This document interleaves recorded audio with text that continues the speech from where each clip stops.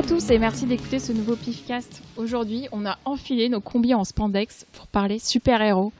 On l'appelle Gigrobo, film italien de Gabriele Mainetti, sort le 3 mai prochain au cinéma. C'est l'occasion pour nous de discuter des films de super-héros alternatifs en marge des univers Marvel et DC Comics. Marvel, J'ai dit Marvel. Marvel et DC Comics. Je regarde. C'était obligé. Mais non, mais faut continuer. Non Ah merde. Mais non, faut continuer. Justement, c'est ce qui fait la spontanéité de la chose. Du coup, je continue alors. Mais bien sûr. Vas-y, attends, c'est voilà. les super-héros donc pas de super-héros de Marseille. Donc aujourd'hui. pas de Marseille, pas de Marcel, pas de Marvel.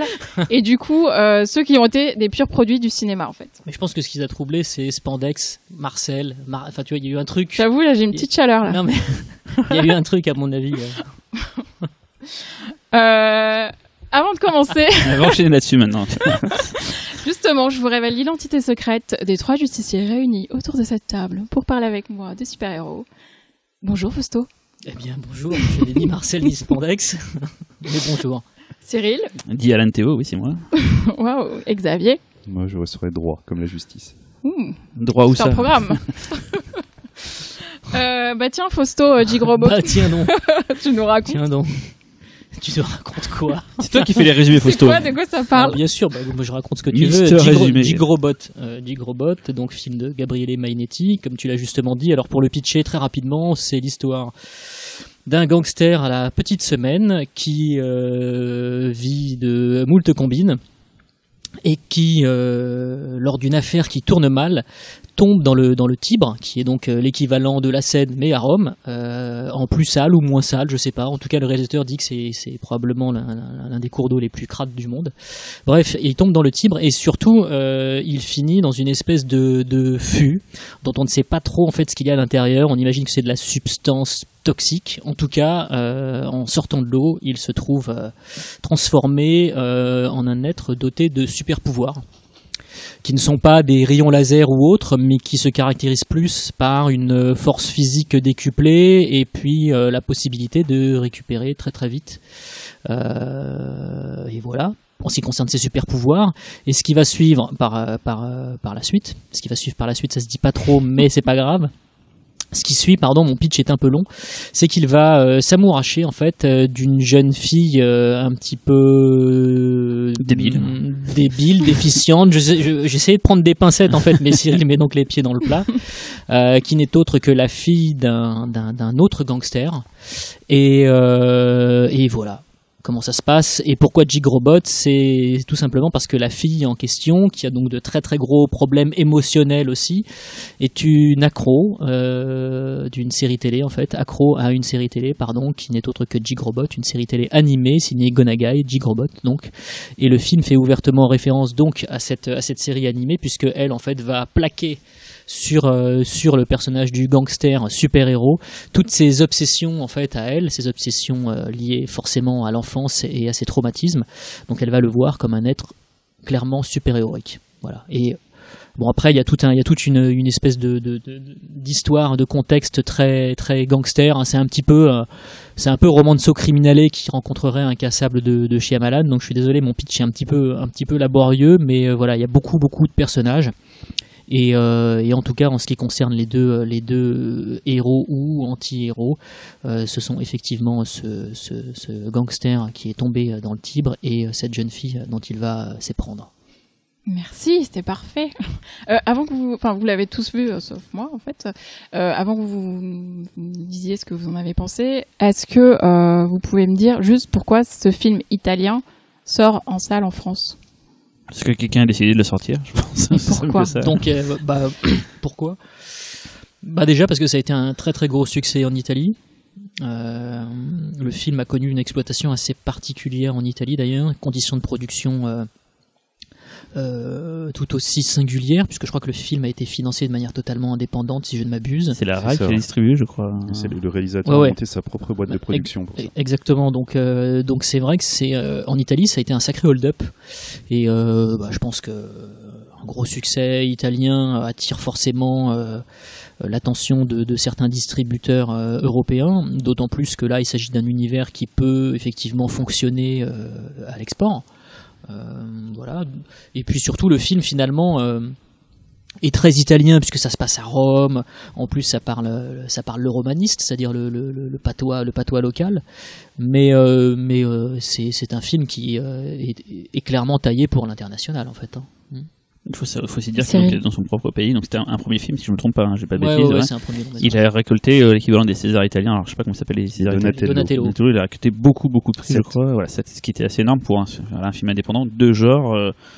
Le cinéma italien a connu le cinéma de genre, hein, on le sait bien, nous c'est tout, mais par contre ça fait des années qu'il n'y en a pas eu aussi frontalement de genre, quoi. C'est surtout le polar, comme disait tout à l'heure Romanzo Criminal, c'est tout ça qui a continué à perdurer en Italie. On n'avait pas eu la comédie en fait. Ouais, la comédie, mais en tout cas nous ce qu'on voit à l'international, ça sert pas trop les comédies, mais en tout cas le polar est celui qui continue à fonctionner, alors qu'on voit plus trop de films d'horreur italiens. En fait, les vrais films, enfin les films italiens qu'on voit en France qui nous parviennent, ce sont vraiment les polars pour le coup. Pour autant, ça veut pas dire que voilà, ça veut pas dire que c'est le genre dominant en Italie actuellement. C'est comme nous en France avec les comédies en fait. Exactement, mais c'est vrai que nous on a vu Romanzo Criminale, on a vu Suburra qui est peut-être le dernier polar italien est sorti en salle en France, et là maintenant on a donc cette espèce d'émanation super héroïque, on l'appelle Gigrobot. Et à part celui-là, depuis les années 80 et peut-être fin 90 avec des films comme De la Morte de la Mori, il n'y a pas eu énormément de films de genre en Italie en fait quand on réfléchit. Genre ou fantastique tu veux dire? Fantastique parce que genre on pourrait imaginer que le polar est de genre, mais parce que la comédie c'est du genre. Oui, mais fantastique non, il n'y a pas grand chose. Hein. Il y a eu des trucs en vidéo genre Luigi Cozzi, des choses comme ça et tout, mais globalement il n'y a rien qui est sorti en salle. Non, il n'y a pas eu grand chose. Après il y a des mecs qui ont fait des trucs assez intéressants. Je me souviens notamment d'un film qui s'appelait Eyes of Crystal. Mais bon là Nirvana aussi il y a eu. Mais après c'est vrai que Nirvana pour le coup c'était une coproduction donc. Mais en revanche, l'été où j'ai grandi, n'est-ce pas, ça c'était mais ça encore en plus c'est même pas du genre en fait. Non, ça commence comme du genre, faussement du genre, et après ça passe sur autre chose. Mais du cinéma d'auteur.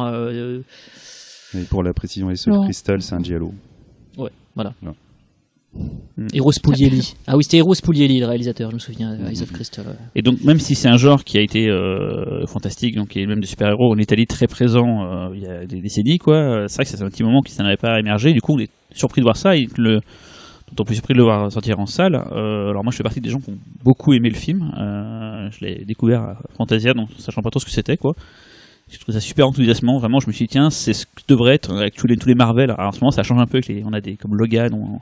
C'est un peu plus adulte, on va dire, même si adulte, je mets ça avec des gros guillemets, hein, ça reste quand même des mecs. Il y a surtout plus de personnages. Voilà, et surtout, il y a un truc qui m'a marqué dans le film, c'est que souvent on dit tiens, voilà un personnage antipathique, un anti-héros, et souvent quand on parle d'anti-héros, c'est toujours un mec qui a bon fond, c'est juste qu'il va peut-être pas sourire tout le long du film. Là, vraiment, le personnage principal, c'est un connard, il roule pour sa pomme. Il est vraiment pas sympa du tout, il limite, on va pas spoiler, mais il est pas cool avec la nana. Voilà, c'est vraiment pour le coup ça m'a surpris. Est-ce que ça fait de ça un bon film? Est-ce que ça fait de ça un vrai film adulte? Je pense pas, mais en tout cas moi j'ai trouvé que le film était très réussi, et en plus le mec le personnage est vraiment antipathique, et ça fait effectivement j'avais pas vu un anti-héros comme ça, quoi.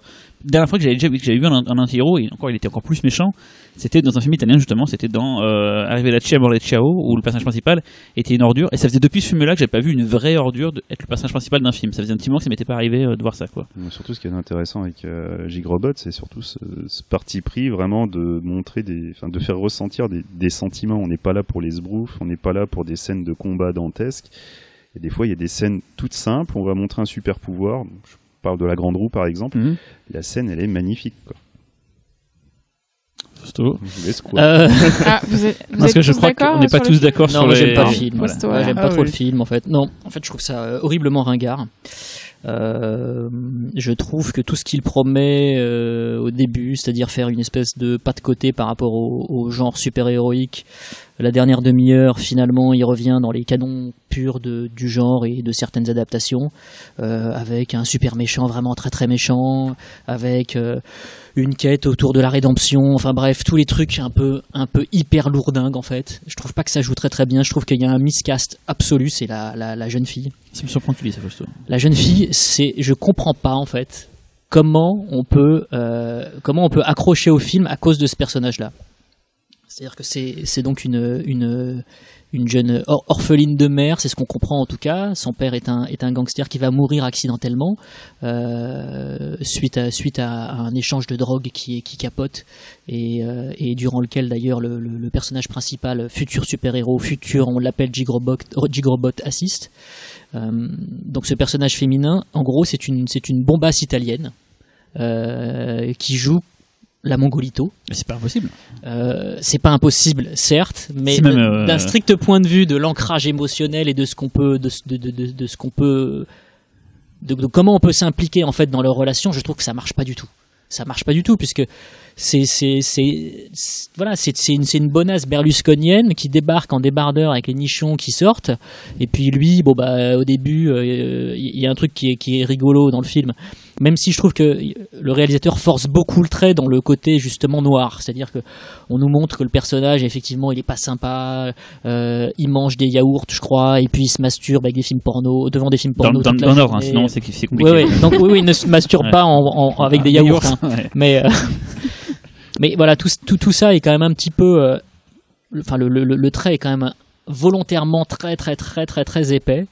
Et alors cette nana là, moi déjà je trouve qu'elle joue terriblement mal parce que c'est quand même pas évident de jouer les simplettes à tendance un peu débilos. Et puis là, le fait que ce soit une bombasse, en fait, on n'y croit pas un seul instant, quoi. En fait, c'est un peu geek, un peu puéril. Moi, j'aime beaucoup le film, hein, je veux dire, mais c'est ça qu'effectivement, le personnage de la nana, il est écrit un peu par un mec qui a mis un peu elle est débile, elle est bonne et tout. En fait, le truc, c'est qu'il y a un fantasme geek, je sais pas trop quoi, qu'il a voulu mettre dedans. Non, c'est pas. En fait, c'est un fantasme, c'est un pur fantasme latin, quoi. Enfin, c'est un pur fantasme latin dans ce que ça peut comporter de clichés, quoi. C'est peut-être le seul truc qui s'exporte pas finalement par rapport à mais en plus moi je pense que les gens ont bien aimé le film parce qu'il leur paraît un peu exotique du fait de son italianité, mais ça fait pas la qualité du film. C'est-à-dire que le film le film est vraiment 100% Rital. Dans ce que ça peut comporter d'excès, donc ça c'est intéressant, mais aussi dans ce que ça peut comporter de ringarditude, puisque les Italiens sont quand même parfois champions d'Europe de la ringarditude, il faut le savoir, et du mauvais goût. T'as jamais aimé les Italiens, moi je déteste, c'est vraiment un peuple de merde. Et dans ce film-là, les réalisateurs qui ont vraiment une vision et qui ont du talent, ils arrivent à jouer, ils sont sur le fil, mais là le mec il se vautre trop souvent du côté. Évidemment, c'est un premier film, mais je trouve que l'accueil qui lui a été réservé en festival est le film a été vraiment surbuzzé, quoi. Pour revenir sur un truc que disait Xavier, je laisserai d'ailleurs Xavier développer ça. Ce que j'ai bien aimé, moi, c'est le côté réaliste de tout ce qui était scène à action, on va dire effets spéciaux, pas effets spéciaux, mais à démonstration de ses pouvoirs de super-héros, quoi. C'est ancré dans un réalisme, c'est des choses que tu pourrais voir naturellement. Il y a un braquage par exemple d'un camion, d'un transporteur de fonds et tout. Moi, j'ai trouvé le film, voilà, pour ça je me suis dit tiens, c'est bien, on est comme un documentaire, on est dans le ça semble le crédit. On avait vu ça avant dans Chronicle par exemple, juste comme ça et tout, voilà. Vincent n'a pas d'écailles, voilà. Incassable, une manière de montrer les pouvoirs de manière subtile, délicate.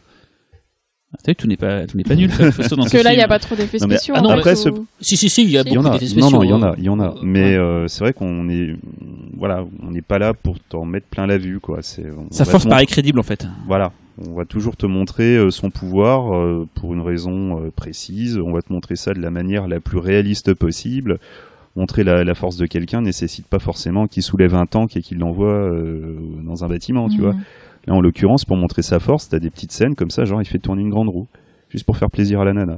C'est tout simple. Oui, il arrache du coup, ça marche. Un distributeur de billets de banque, il arrache carrément tout le bloc du mur et il le ramène chez lui pour pouvoir l'ouvrir tranquillement, quoi. Mais ça, il y a 2-3 trucs qui sont intéressants. Mais ça, c'est des scènes d'ailleurs qui sont vraiment au début du film. Le premier truc qu'il fait, c'est d'arracher un distributeur de banque, donc. Un distributeur automatique de billets, pardon. Et là, c'est drôle, puisqu'en fait, le mec revient en fait à ses premiers vices, quoi. C'est-à-dire que c'est un voleur, c'est un braqueur, c'est un mec qui effectivement pense qu'à sa gueule, et le premier truc qu'il veut faire, c'est de l'argent, c'est voler de l'argent, et donc du coup, pour s'acheter plus de yaourt. Il trouve, en plus, c'est un peu ça. il trouve pas mieux que d'aller arracher effectivement un distributeur automatique. Qui plus est, il est pas masqué, je crois. Quand il arrache le distributeur. Donc voilà, mais est-ce qu'il a un costume après? Non, alors vraiment. Le truc, c'est que moi, quand Fausto dit qu'à la fin, ça revient dans le principe du super-héros lambda, mais à la gare, c'est ça que qui m'a pas surpris, c'est qu'en fait tout le long du film c'est autre chose qu'un film de super-héros, et à la fin ça arrive à rentrer dans le moule du film de super-héros parce que ça devient de fait comme un incassable un film de super-héros, dans le sens où il n'a pas juste des pouvoirs, il faut aussi qu'il les utilise, il faut aussi qu'il les mette en confrontation. Justement, moi ce que j'aime, et ce que j'aime aussi beaucoup dans Incassable, c'est ce gradation. côté origin story, mais qui au moins est réaliste, quoi. Il y a un moment, voilà, quoi, le mec il va se faire piquer par une araignée, d'un seul coup il va devenir... Tu penses à qui là? à faire ça, bien évidemment. Mais tout de suite, voilà, quoi. Enfin, le changement de ta vie de tous les jours à une vie de super-héros, oui, je pense, passe par plusieurs étapes, et en l'occurrence, là, on voit ce qui peut construire ce super-héros. Voilà. C'est pas fou non plus en mise en scène. Je trouve que il y a des fois ça ressemble un peu quand même à un téléfilm. Enfin, c'est pas super beau. Si on disait tout à l'heure que c'était autoproduit et tout, il a eu les moyens de ses ambitions. Enfin, il a pas forcément eu beaucoup, quoi. Donc. Oui, enfin bon, après tu quelques idées de mise en scène ne vaillent pas forcément plus d'argent. Tu as raison, mais la scène du stade, par exemple, je crois qu'il y a une partie des plans qui ont été tournés à l'arrache, quoi. Il avait même pas l'autorisation, il s'est pointé avec une petite caméra et pop, quoi. Pop. Voilà. Pop. Bon, bah, du coup, on ira tous se faire une idée en salle le 3 mai. Oui, bah, de toute façon, c'est toujours chouette qu'un film comme ça arrive en salle. Déjà, c'est toujours chouette qu'un film de genre italien arrive dans nos salles. Ça permet un petit peu de sortir des habitués, en fait, des réalisateurs habitués, en fait, des salles. Et puis, ça a été un succès populaire en Italie. Pourquoi pas le découvrir en France? Un truc rigolo d'ailleurs sur le film, la sortie française, c'est qu'en fait, il a été montré en janvier 2016 à Paris, à l'Arlequin, une reprise du Festival de Milan. Ouais. Et en fait, personne n'a vu le film, personne n'en a parlé à ce moment-là. Et c'est beaucoup plus tard, genre 6-7 mois après, qu'il a commencé à faire vraiment une tournée des festivals internationaux. En fait, il est déjà passé à Paris, mais en fait, les gens l'ont vraiment découvert très tard, en fait. Parce que le film marrant, date ça. de 2015, en fait. Ouais. Il est passé à l'étrange festival aussi. Voilà, en 2016, mais après, du coup, l'Arlequin, en fait. C'est ça qui est rigolo, c'est que tout le monde s'en foutait un petit peu quand il est passé la première fois, alors que... Toi, tu y étais. Non, non, moi, mais vraiment, que moi, j'ai découvert le film à Fantasia, j'avais jamais entendu parler de ce truc-là avant, et j'ai découvert ça à Fantasia, et je sais que Soso connaissait parce que vous en avez parlé dans les notules, je crois, mais en fait, le film il était annoncé dans le programme du marché du film à Cannes l'année dernière, ouais. Et j'avais refusé d'y aller parce que j'ai vu que c'était italien. J'ai fait, c'est italien, je suis sûr que ça va être tout pourri. Putain, mais toi t'es super raciste, Du coup, c'est ça ton super pauvre. bah, remarque, super tu raciste. aurais trouvé ça super pourri finalement, vu que t'as pas aimé, quoi. Bah, en fait, peut-être ayant vu ta sur le buzz, peut-être que t'aurais peut-être aimé en fait. Bah, déjà, les films moyens que tu vois en marché du film passent souvent pour des chefs-d'œuvre. Oui, c'est puis vrai. après, quand tu les revois, la tête reposée, tu fais, Il a c'est raison, quand même hein. pas fou, quoi. C'est vrai, souvent on se Ouais. fait avoir et... Il suffit que ce soit le dernier film de ta journée et que t'aies vu 3-4 bouts avant, effectivement, il passe Ça pour passe pour le une tuerie. hit, quoi, le hit du jour, quoi. Bon, bah, je vous dirai quelle équipe je choisis quand j'aurai vu. Choisis bien. Ouais. Oui, choisis bien. Très important. Du coup, on s'est dit qu'on allait parler super-héros pendant ce podcast, mais le sujet étant très vaste, on va se limiter à un certain type de super-héros. Cyril, tu nous Ouais. expliques. Donc on va définir tout de suite là, le type de film de super-héros dont on va parler dans ce Pifcast. Alors, on a parlé un petit peu avant, on a écarté déjà toutes les adaptations d'un livre ou d'une BD. Donc existe l'intégralité de l'univers Marvel et DC, adieu Astérix et adieu les fumetti italiens. Voilà, on s'est vraiment regroupé sur les films pour le cinéma qui n'ont pas été issus d'un personnage existant, quoi. Africa Dieu aussi ou pas? Africa. C'est quoi ça? Donc, une fois cette purge effectuée, on distingue alors 3 familles de films de super-héros au cinéma. Les films américains sérieux, les films américains parodiques et les films de super-héros d'un peu partout sur la planète. Donc on va commencer par les films américains sérieux. Donc chez eux, on peut citer dans les pionniers une tentative de Disney en 1981 qui, suite au succès récent du Superman de Donners, lança Condorman de Charles Jarrott. À cette époque, Disney se cherchait un petit peu avec les productions par exemple de films Le Trou Noir, Tron ou Taram et le Chaudron Magique, et tentait des productions un peu plus différentes mais sans trop de succès. Ils ont fait ça pendant 3-4 films, puis après on passe à autre chose parce que le succès n'est pas là, quoi. Taram et le chaudron magique, c'est ça? Taram et le Chaudron Magique. Ok, d'accord. Taram. Ok. D'ailleurs, Tim Burton avait commencé en tant qu'animateur. Donc voilà, donc il y a eu Condorman en 81, donc voilà, dans les premiers films. Ensuite, en 90, on découvre le Darkman de Sam Raimi, donc création originale, mais qui a pourtant tous les attributs du film de super-héros, qui est rappelé dans un comic book, par exemple, origin story, super vilain, tiraillement du super-héros, donc vraiment on est dans les mêmes archétypes qu'un super-héros qui existerait sur papier, mais c'est une œuvre originale. À noter que le film s'est fait dans la foulée du Batman de Burton, donc ça c'était fin 89 de Burton, et là c'est 90, donc c'est vraiment...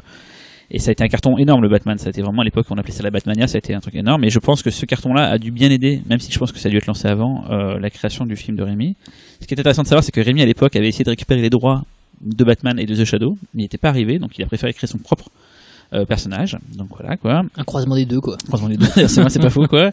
Et ensuite, donc on y retrouve toute la folie chère à Sam Raimi, le Sam Raimi de l'époque, celui qu'on aimait avec les cadrages décadré, enfin tous les plans de travelling de fou. Et voilà, c'est vraiment le Sam Raimi tel qu'on l'aime. Et pour information, ceux qui ont pu être au PIF en 2015, on l'a passé donc au Grand Rex dans le cadre des séances cultes. Voilà. Alors ensuite, les années 90, il y a eu une vague régulière de films de super-héros. On va citer en vrac les Batman, il y en avait plusieurs, il y en avait 4. Les The Crow, il y en a eu 3. Les Tortues Ninja, il y en a eu 3 ou 4, je sais plus. 3 Tortues Ninja, ouais. C'était au Japon le dernier. Il y a eu des suites de Darkman, il y a eu 2 suites à Darkman justement, quoi. Et puis il y a aussi eu le film Blade et X-Men, mais ça on en parlera un petit peu après, quoi. Donc on se retrouve du coup début 2000 pour Incassable de Night Shyamalan. Alors qui de prime abord n'est pas un film de super-héros, mais qui, et c'est bon maintenant il y a prescription on peut le dire, est en fait un vrai film de super-héros, mais dont le spectateur n'en a l'information vraiment qu'à la toute fin. Et donc on a affaire à une véritable relecture du mythe américain du super-héros, et on découvre en même temps que son protagoniste les pouvoirs qui sont les siens. C'est vraiment le principe de origin story, comme tu en parlais tout à l'heure, Xavier, mais du coup là on ne sait pas au début qu'en fait on suit une origin story, et c'est à la fin qu'on apprend tout ça, et ce qui rend le film intéressant, quoi. Donc alors ensuite, après avoir eu pas mal de films de pas tous de super qualité dans les années 90, c'est le genre de relecture bienvenue, donc le film de Shyamalan, qui permet de respirer avant de subir ce qui va se passer dès le succès planétaire de X-Men en 2000 et tout ce que ça va générer par la suite, c'est-à-dire l'overdose Marvel et DC. C'est-à-dire que X-Men va vraiment cartonner et ouvrir une voie qui jusqu'à maintenant n'a pas faibli de films de super-héros quotidien. Donc au début c'était quand même et du coup tous adaptés de Marvel et de ouais. DC, du coup. Enfin, surtout Marvel, en fait, c'est vraiment eux qu'on a eu plein la tronche, et DC a suivi aussi comme il pouvait, mais voilà, on en a vraiment eu un paquet, et c'est vraiment X-Men qui a. Et c'est marrant parce que le Shyamalan était vraiment celui Shyamalan, le pauvre. À mon avis, s'il écoute ce podcast, il va péter un câble. J'osais pas te le dire au début. Depuis tout à l'heure, c'est Shyamalan. M. Night, si tu nous écoutes. Voilà, je pense à Shyamalan à chaque fois, Shyamalan, et du coup, c'est mon technique de m'en rappeler. Mais ça, c'est parfait, hein. Voilà. Shyamalan. Donc il y a eu d'autres exemples de films entre les années 2000, la début 2000 et maintenant. On peut citer donc par exemple Les Indestructibles de Brad Bird en 2004, qui donc un film de super-héros qui n'est pas parodique mais qui est une vraie création et qui rend hommage au genre. Il y a eu Les Aventures de Shark Boy and Lava Girl de Robert Rodriguez en 2005. Bouh. Moi j'aime bien. Ça c'était des personnages originaux inventés par. C'est pour être originaux. Ouais, bon, ils n'ont pas connu d'autres aventures que ces deux-là, mais voilà. Quoi. Et d'ailleurs, Shark Boy and Lava Girl et Indestructible sont des films qui sont à la limite de pas de la parodie, mais c'est l'hommage parodie. On va dire c'est vraiment entre les deux, quoi. Et alors là, je sais pas si Fausto va être d'accord avec moi. On peut citer tout récemment. Il va me surprendre là. Le Birdman de Alejandro González Iñárritu en 2015. Ah ouais, c'est un film de merde, mais qui, comme L'Incassable de Shyamalan 15 ans plus tôt, essaie d'apporter un recul sur cette myriade de films dont Hollywood nous a abreuvé pendant plus d'une décennie. C'est-à-dire un film qui réfléchit sur le principe d'être un super-héros, quoi. Mais qui réfléchit là, Iñárritu, c'est-à-dire avec une bonne truelle dans la main et. Mais à part le man dans le titre. À part le man dans le titre. Ouais, non, je vois pas l'analogie, mais bon, c'est pas grave. De quoi? Birdman. Ouais. Bah, tu suis un super-héros sur le retour, enfin. Non, il y a un commentaire sur le cinéma de super. Enfin, il y a un commentaire sur ce qu'est devenu Hollywood, à savoir un cinéma qui est focalisé sur les super-héros.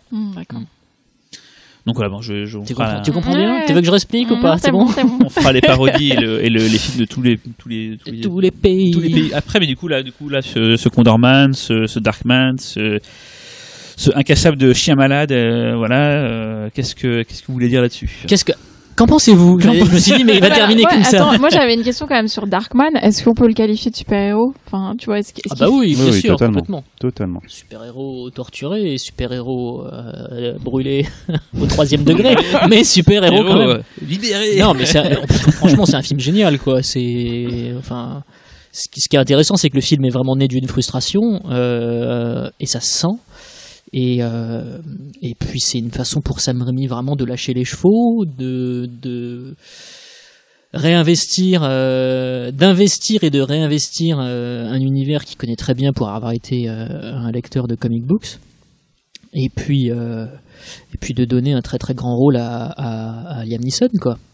Non, franchement, c'est vraiment un film génial qui pour le coup ressemble à la fois complètement à son auteur et en même temps complètement à ses lectures, quoi. C'est une synthèse idéale de personnalité et d'influence. Et rappelons que Sam Raimi fera plus tard Spider-Man, qui est un personnage emblématique du comic book, qui en fait que devait faire James Cameron, que devait faire Toby Hooper, je crois aussi. Enfin. Et ce qui m'a surpris dans Darkman, c'est que c'est vraiment, quand tu le regardes, t'as l'impression que c'est vraiment une adaptation d'une BD, en fait, parce qu'il y a tout de la BD, en fait. Ouais, mais parce qu'il a parfaitement, déjà il a assimilé les codes narratifs, il a assimilé les codes visuels, et il a complètement digéré tout ça, et il y injecte son énergie cinétique, ce qui fait que le film comme tu dis, le film en fait pourrait tout à fait être un véritable comic book à l'origine. Et c'est par ailleurs pour ça que beaucoup d'ailleurs tiennent ce film-là pour non pas l'une des, c'est difficile à dire, pour l'un des meilleurs comic book movies, voilà, c'est-à-dire que c'est pas une adaptation mais c'est l'un des meilleurs comic book movies. Mais du coup c'est intéressant ce que vous dites, c'est que le genre super-héros, il est forcément rattaché à la BD et notamment si c'est un bon film de super-héros, c'est qu'il aurait pu être une BD.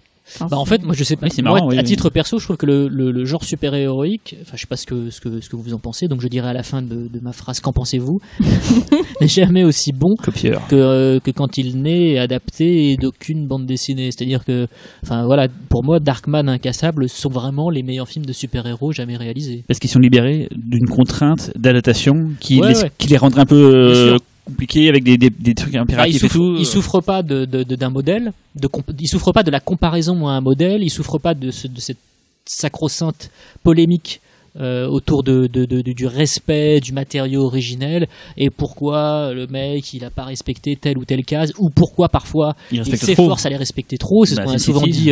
Voilà, ce qu'on a souvent dit par exemple aussi du travail de Robert Rodriguez ou de Watchmen de Zack Snyder. Et c'est vrai que quand les mecs s'affranchissent de toutes ces règles d'adaptation et qui créent un héros de toutes pièces, personne ne peut les faire chier, quoi. Personne ne les emmerde et puis du coup je pense qu'ils y mettent aussi beaucoup d'eux et ils font, comme je le disais à propos de Sam Raimi avec Darkman, une espèce de synthèse de tout ce qu'ils aiment, de toutes leurs obsessions et ça peut donner quelque chose de très intéressant à condition que le metteur en scène ait une vraie vision. Quand il y a Shyamalan d'un côté et Raimi de l'autre, théoriquement on s'en sort très bien, quoi. Et j'ai une question parce que moi je les ai pas vus. Vous avez vu Darkman 2 et 3? Oui. Parce que moi je trouve pas ça nul, hein. C'est pas nul, mais ça reste du DTV pur et dur. Qui réalise du coup c'est pas Sam Raimi, ça c'est sûr. C'est que producteur sur le truc. Oui, il est producteur exécutif. Tu retrouves peut-être Raimi aussi de scénario, non? Dans le 2 ou le 3, je sais plus, tu retrouves le méchant du premier, Dr. Ictus. Oui, bien sûr. Qui est mort récemment. Voilà. Ah putain, non, mais ça c'est pas possible. Ça, bien sûr, en plus cette émission ne sera pas montée, donc ces hésitations seront tout à fait. C'est honteux tout ça. Non mais ça, on n'a pas le droit d'oublier ce nom pareil. On n'a pas le droit. On n'a pas le droit. En plus, c'est la dernière, donc. Dr. Rictus. Non mais après c'est vrai qu'ils ont même sur les 2 DTV, ils ont quand même réussi à garder le côté comic book, un petit peu pulp des fois, qui est plutôt pas mal. C'est plus Liam Neeson qui fait le Darkman. C'est plus Liam Neeson non plus. Par contre, je ne sais plus qui s'en occupe. Alors, on attend. C'est pas Larry Drake le. C'est quoi la question? Larry Drake. Voilà. On y arrive. En fait, c'est très bien de pas regarder sur IMDb parce que du coup, ça te force à piocher dans ton. Et je pense que des gens qui sont en train de nous écouter font putain mais les gars, c'est Larry Drake, bien sûr. Et ils le savent.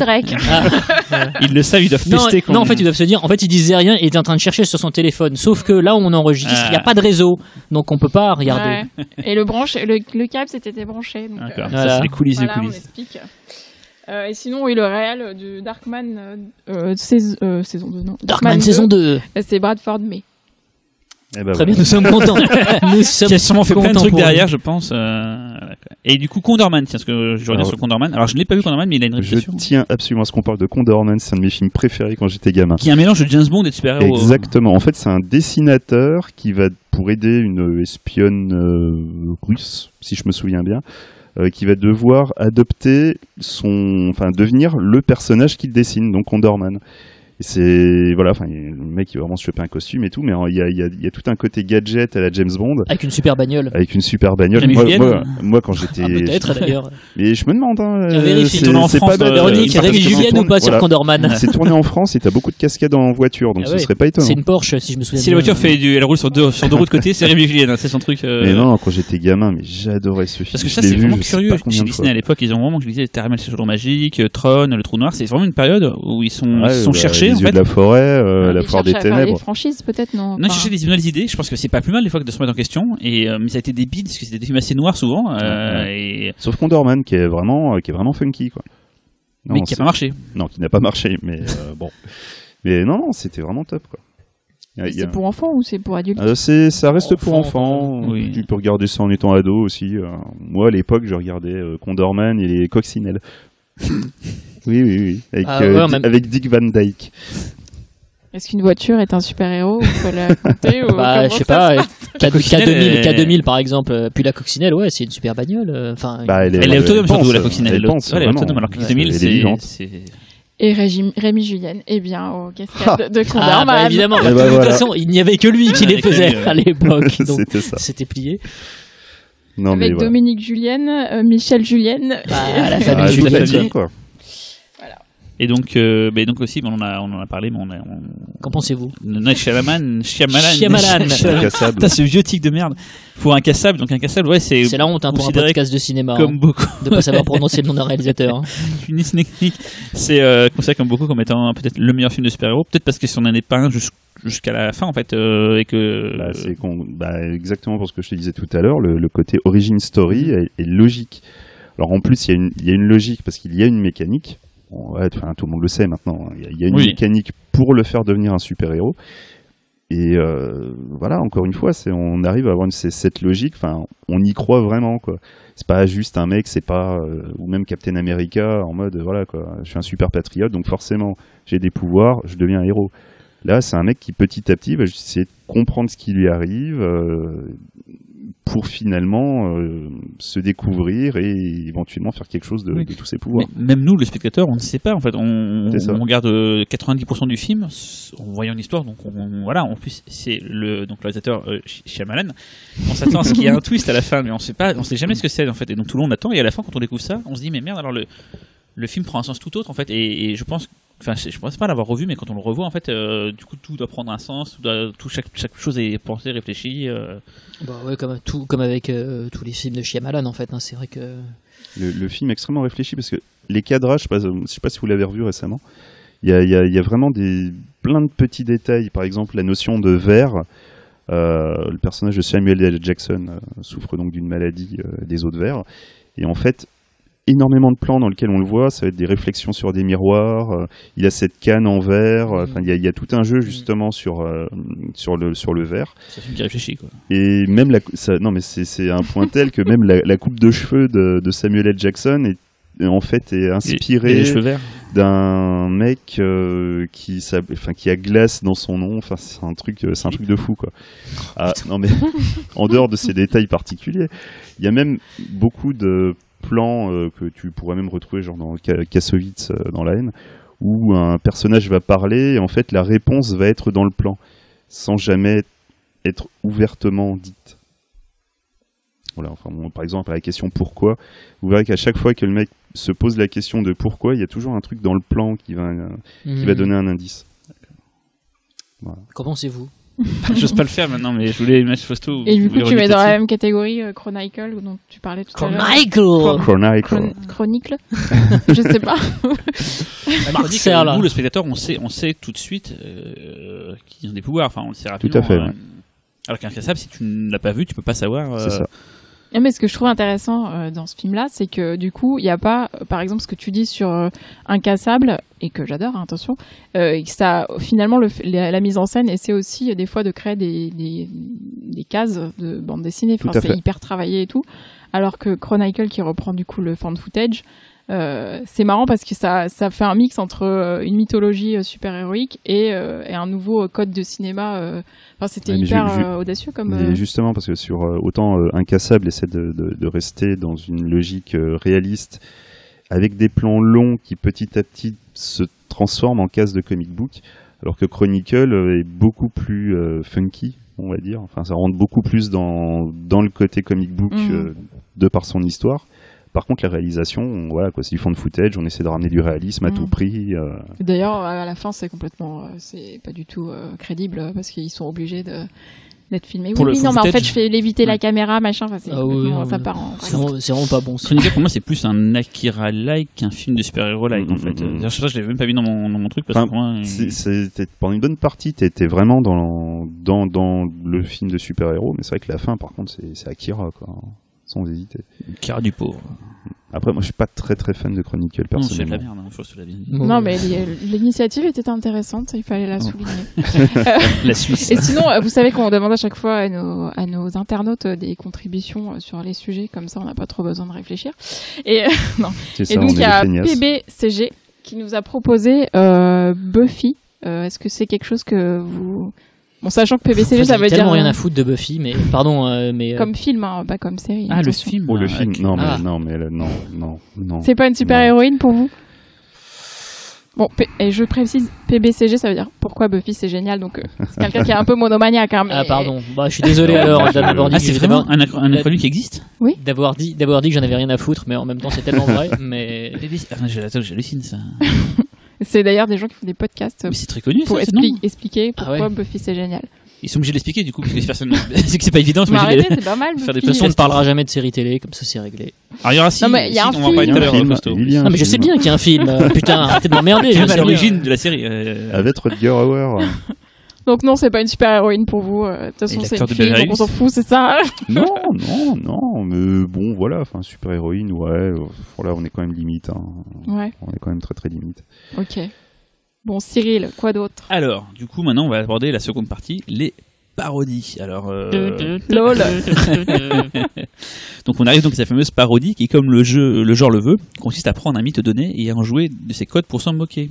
L'avantage en tout cas pour nous dans ce podcast, c'est que qui dit parodie dit souvent création d'une nouvelle propriété intellectuelle, histoire de pouvoir s'en moquer sans souci de copyright. C'est l'avantage on crée son propre personnage, comme ça on peut s'en moquer, on n'a pas besoin de se prendre des procès derrière. Du coup, j'ai retiré dans les parodies, parce que c'était adapté d'un comic, j'ai pas pris The Mask, j'ai pas pris non plus Mystery Man, c'était des BD à l'origine et tout, donc voilà, je me suis vraiment focalisé sur les indépendants. Donc, comme souvent dans les indépendants, ce sont eux qui vont s'engouffrer dans le giron de la parodie. Donc on commence très tôt avec la film Trauma, qui flaire le filon et lance son premier super-héros avec le déjanté et pas du tout politiquement correct, Toxic Avenger en 84. Ils exploiteront d'ailleurs ce super-héros dans 3 autres suites, dont une tardive au milieu des années 2000, et ils lancèrent un autre personnage comme ça de super-héros en 90 avec le sergent Kabuki-Man et NYPD.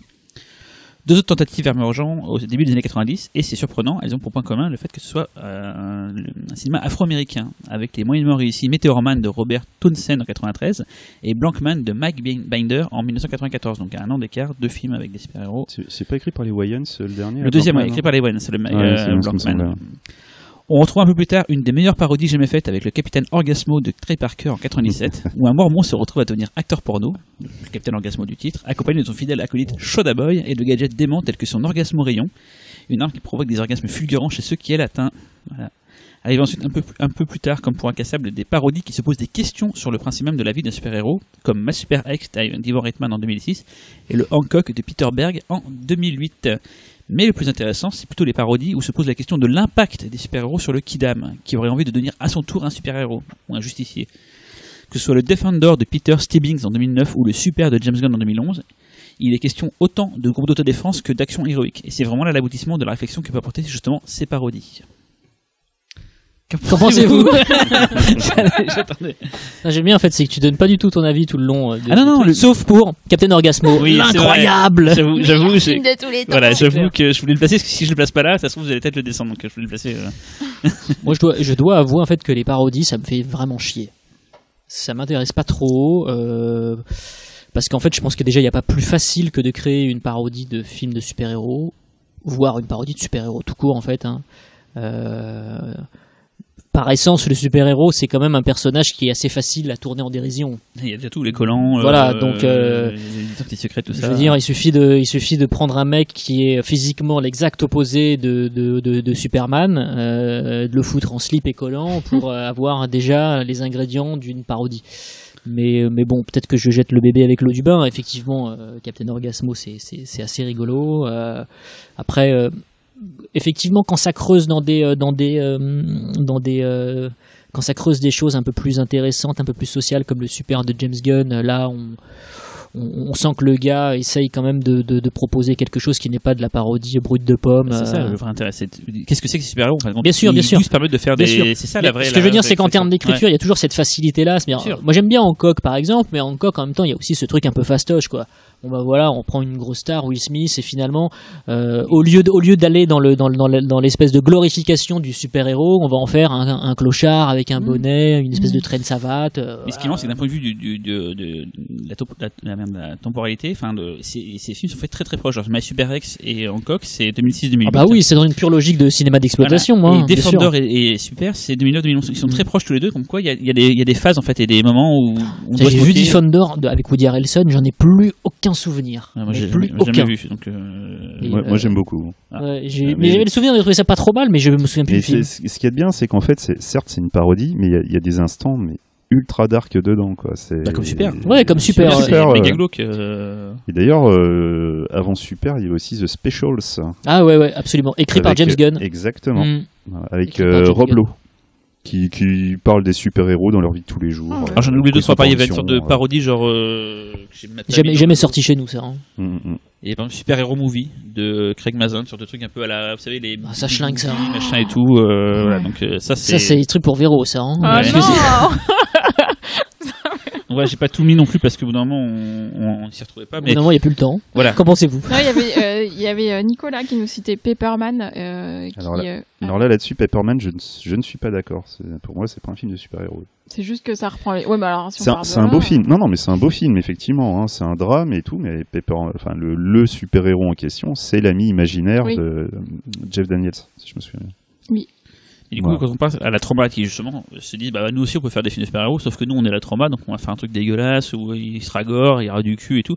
Et je trouve du coup dans le genre parodie, Toxic Avenger, c'est sympa, c'est pas parce que les films 3 sont toujours drôles en vite fait quoi. C'est drôle, mais bon quand t'as 14 ans ça va, mais quand t'es un peu plus âgé ça devient un peu moins drôle on va dire quoi. Mais je trouve que Toxic Avenger il y a un côté vraiment anard très sympa dans le film, où vraiment pour le coup c'est un héros du nucléaire et tout. Le film est vraiment sincère en plus comme beaucoup de films de la trauma par ailleurs, mais et puis il y a ce côté origin story qui est ils ont joué de manière très décalée justement sur le côté des origines, donc ça rend le personnage assez fun quoi. Puis après c'est vrai que toutes ces exactions à coups de balai de serpillère là c'est quand même plutôt sympa. Sergeant Bokiman, je trouve ça moins réussi déjà parce que là c'est un peu trop self-conscious. Regardez, je suis parodique, les japonais, les sushis machin et tout, ça c'est un peu plus tire mon doigt quoi. Voilà, c'est plus non, mais il a raison, c'est le syndrome tire mon doigt quoi. C'est le prix de syndrome quoi. Alors, on va pas s'attarder non plus sur Meteor Man et Blankman parce que c'est pas très très bon. Non, après pour ceux qui veulent aller un peu plus loin avec des choses plus bizarroïdes, il y a aussi Sikakman. Ah oui. Sikakman, c'est malaisien, si je me souviens bien. Ouais. C'est un homme qui va avaler. Sur l'Amérique, attention. CICAK. Parce que dans les parodies, j'en profite sur la. Non, mais il a décidé de bousiller. Ouais, mais je suis comme ça, moi je pète le truc, allez. On l'appelle Broken Man, quoi. Eh bien, ça attendra alors. Nous attendrons la partie asiatique. Mais il avait oublié celui-là, donc tu peux y aller. Et voilà. Mais justement, parce que là, on va faire donc la partie All Around the World, parce que fais-nous un petit jingle Daft Punk. Ah non, je pensais pas ça. Around the World. Et là, on va en parler beaucoup. Et alors, je vais faire mon topo, et après, on va beaucoup parler, parce que je sais qu'il y a des amateurs sur ce truc-là. On va beaucoup parler tu vas faire ton topo comme Roland du Japon, comme Roland Topo, tout à fait, qui a bientôt une exposition sur Paris. Alors, je vais commencer. Forcément, le film de super-héros style américain par excellence a forcément donné envie à d'autres pays de s'essayer au genre. Et c'est entre autres via la sortie France de Jake Robot, donc, qui correspond à ce constat qu'on vient d'en parler aujourd'hui. Donc, on va commencer donc tout d'abord. L'honneur en revient aux Japonais, qui très rapidement, sur l'impulsion de Eiji Tsubaraya, donc c'est le papa de Godzilla, hein. Attention quand je dis papa, c'est pas le réalisateur, c'est la personne qui a créé tous les effets spéciaux, qui a créé le monstre et tout, voilà quoi, qui lança dès 1966 la série de Ultraman, qui est connue un succès monstre, et qui engendra de nombreuses suites et films. Le mec il veut qu'on rie à ses blagues, du coup il précise quoi. Oh mon dieu. Derrière, donc pas mal de concurrences sont lancées dans cette brèche, telles que les Kamen Rider dès 1971, les Super Sentai, donc on expliquera ça après, dont le premier Go Ranger date de 75, et les Metal Hero, dont le premier Xor date de 82. Donc ça on détaillera après ces familles-là parce qu'il y a beaucoup de choses à dire. D'ailleurs, ces séries d'ailleurs ont inspiré aussi des équivalents américains qui sont les Power Rangers. J'en ai pas parlé tout à l'heure parce que je préfère les qui sort en salle, hein. Dont le film sort en salle bientôt là et tout. Donc pas loin du Japon, on retrouve Hong Kong et sa firme la Shaw Brothers qui décide elle aussi de ne pas passer à côté. Mais au lieu de singer les Américains, c'est du côté du Japon qu'elle retrouve l'inspiration avec The Super Inframan de Shua Wan en 75 qui mélange kung-fu et effets spéciaux avec en jaune premier Danny Lee, future star du The Killer de John Woo. On avait d'ailleurs passé le film lors d'une seconde nuit quartier interdit au Grand Rex, voilà pour ceux qui ont pu. Une sombre nuit, t'as dit? Une seconde nuit. Seconde nuit, pardon, j'ai cru une seconde nuit. Second one, quartier interdit au Rex. Alors les Hongkongais ils repompent donc les Japonais sans vergogne, mais on retrouve le même scénario en Europe avec nos amis italiens et leur manie de reprendre les plus grands succès US à leur sauce. Donc suite au succès de Superman aux US, il décide donc de lancer Super Sonic Man en 1979. Super Sonic Man. Ah oui, j'ai vraiment parlé de ça. I wanna be. Par le réalisateur Ron Picker-Simon, éternel papa du sadique à la tronçonneuse, qui à défaut des spéciaux convaincants, il faut voir donc dans le film le Super Sonic Man soulever un rouleau compresseur en carton, c'est assez impressionnant quoi. Dispose d'une super bande son avec un générique de début dément, donc là c'est là que Super Sonic Man. I wanna be. Et là j'ai rajouté la classe à l'italienne quoi. Voilà. C'était la deuxième ou troisième nuit excentrique. C'était la toute première. Super Sonic Man. Ah, la toute première nuit excentrique, la toute première c'était à Chaillot. Au Trocadéro, ouais, Chaillot. Et ce qui est marrant c'est que le générique que tu viens de chanter n'est pas sur la version italienne, c'était sur une version espagnole qu'on avait, il y a ce générique, mais si tu regardes d'autres versions, il y a plus de générique funky. D'accord. Voilà, je crois que c'était la deuxième en fait. C'était toute première. D'accord. Alors ensuite, on va se retrouver un peu partout dans le monde. Là, je suis obligé de dispatcher un peu. Là, j'ai pu faire des groupements, mais là, je vais devoir dispatcher partout. Donc, principalement en Asie, c'est eux beaucoup qui ont fait d'autres avatars super-héroesques. Donc, on va commencer par le Arahan de Ryo Sangwan en 2004 pour la Corée du Sud. Ensuite, il y a eu le Red Eagle en Thaïlande de Wisit Sasanatieng en 2010. Ouais, je suis désolé pour les Thaïlandais. On retrouve donc aussi le Japon avec Big Man Japan de Hitoshi Matsumoto en 2007. Donc, celui-là pourrait se rapprocher assez facilement de Super et de Splendor. Dans le genre super-héros qui... Et de Chronicle, parce voilà. que c'est un fan footage aussi. Tout à fait, qui suit un super-héros qui devient géant et qui s'attire les foudres de la population, car en protégeant le pays, il détruit tout aussi, et donc la population lui en veut pas mal. On retourne aussi à Hong Kong avec le Black Mask de Danny Lee en 96 et sa suite par Dieu, alias Choyark en 2002, ou le Man Called Hero de Andrew Lowe en 99. Enfin, pour finir, à noter deux performances européennes avec tout d'abord le Killer Condom de Martin Waltz en 96. Pour l'Allemagne donc, et dont la film Trauma a largement contribué à sa notoriété en le distribuant un peu partout dans le monde, et Cocorico, la France enfin, avec Vincent Napadécaille de Thomas Salvador en 2014. C'est à vous. Qu'en pensez-vous? Qu'en pensez-vous? Moi j'ai une question. T'as commencé par dire que en gros la culture du super-héros vient de toute façon des États-Unis. Pour vous c'est les acté. Japonais, ils ont, quand tu regardes quand ils ont commencé, en fait il n'y avait pas encore tout ça, parce que quand ils ont commencé en 66, il n'y avait pas encore eu le gros succès de Superman. Il faut voir que c'est vraiment Superman de Donners qui a vraiment lancé pas mal de choses. Arrête de dire Donners. Richard Donner. Donners. C'est ça. Mais oui, le mec il est là, il est obsédé. J'ai la dalle, quoi. Putain. Et en fait, eux, c'est les seuls qui ont pas vraiment suivi ce mouvement-là, qui ont fait leur truc dans leur coin. Je pense que c'est plutôt le succès de Godzilla qui a vraiment lancé un truc sur la SF au Japon et qui a fait que je pense Eiji Tsubaraya avait envie de faire plein de choses, et je pense que la Toho l'a pas laissé forcément faire toutes ces folies, donc il a créé Ultraman, et Ultraman ça a tellement cartonné, ça je pense que Fausto et Xavier vont en dire plus que moi, c'est ça qui a vraiment lancé cette fulgurance au Japon, qui a créé donc tout ce qu'on a connu après, les Kamen Rider, les Tokusatsu et tous ces types de séries. Il y avait Ultra Q avant Ultraman d'ailleurs. Ultra Q avant Ultraman, ouais. De Tsubaraya aussi. Il y a Eiji Tsuburaya, ouais, c'était d'une de ses premières séries télé en termes de création originale, je crois. Enfin dans l'ordre c'est Ultra Q, Ultraman, Ultra Seven, et puis après il y a eu il y en a eu plein, c'était des séries, des films, il y a eu voilà, et derrière ça a enchaîné donc des séries live à la télévision japonaise, qui elle-même donnait droit à des films derrière. Tout à fait. Et voilà, donc, des adaptations en manga aussi parfois. Ouais, après derrière voilà. Et donc je sais que vous êtes tous les deux très très fans, Xavier énormément et Fausto forcément de par son amour du Japon aussi quoi. Ouais, Xavier est beaucoup plus expert que moi. Moi c'est vrai que non mais pour le coup moi c'est vrai que je connais pas tout, je connais plutôt pas trop mal les Ultra Q, Ultraman, tout ça, etc. Je connais moins les séries Kamen Rider, tout ça, etc. Après, effectivement, y a un mec qui est hyper important. Tu citais Eiji Tsuburaya, il est déterminant dans l'histoire de la science-fiction japonaise et du coup de la représentation aussi super-héroïque à travers ces personnages-là. Et puis il y en a un autre, c'est Shotaro Ishinomori, qui est donc le créateur de Kamen Rider, qui est le créateur de Go Ranger et qui était un mec en fait mangaka, mais qui en fait rêvait de faire du cinéma et qui du coup a créé plein de personnages qui ont ensuite été portés à l'écran. Et juste pour quelqu'un comme moi qui n'y connaît rien, c'est quoi la différence entre ce genre de super-héros et les super-héros américains avec cap et masque? C'est vraiment les mêmes archétypes? Cap et masque, pas forcément, plutôt costume ou armure. C'est ça. Après il y a les Metal Heroes, tout ça. Voilà, c'est des pouvoirs spéciaux en fait. Ils sont pas des humains. C'est pas Ultraman, c'est un extraterrestre. Hein. C'est pas des vigilants dans le sens voilà. Ultraman, c'est un personnage. Enfin, Kamen Rider, c'est un cyborg. Mais Ultraman en fait c'est la fusion entre un être humain et un extraterrestre. C'est un pouvoir extraterrestre qui a investi le corps. Non, c'est un Là, Kamen Rider, c'est vraiment un cyborg. Non, je parlais Ultraman. Oui, pardon, Ultraman, oui, tu as raison. Oui, Kamen Rider, c'est une pure création. Voilà. Pour ceux qui seraient paumés, on en a eu en fait en France, on a eu Spectroman, Sankuka qui sont arrivés en France dans les premiers en fait. Puis après, on a eu Xor, on a eu Bioman, tout ça. Donc en France, on était un des rares pays dans le monde, pas les seuls, mais un des rares, à en tout cas connaître cette culture-là. C'est pas étranger pour nous. Les Américains ne l'ont connu que via les Power Rangers, qui, pour le rappel, sont en fait les scènes d'action des séries live japonaises avec des acteurs américains pour les passages joués, mais ça reste des combats en fait issus Mais les Américains ont eu des séries comme ça diffusées chez eux. Après, du coup, avant Power Rangers. D'accord. Oui, ils ont eu des trucs. Il y a eu très peu en fait, c'est pas un truc qui s'est extrêmement exporté, mais nous en France, très tôt, on a eu via AB Productions, on a eu énormément de séries comme ça qui ont été doublées, qui sont sorties en France. Le tout premier Metal Hero, donc Xor, Gavan en japonais, on l'a eu en France, voilà. Mais non, mais ce qui est marrant, c'est que justement alors c'est un sujet d'étude assez intéressant, c'est de voir en fait ce que les Américains ont eu par rapport à nous en ce qui concerne les super-héros japonais ou en ce qui concerne les dessins animés. Il y a des trucs qui ont cartonné aux États-Unis et qui n'ont pas du tout marché chez nous.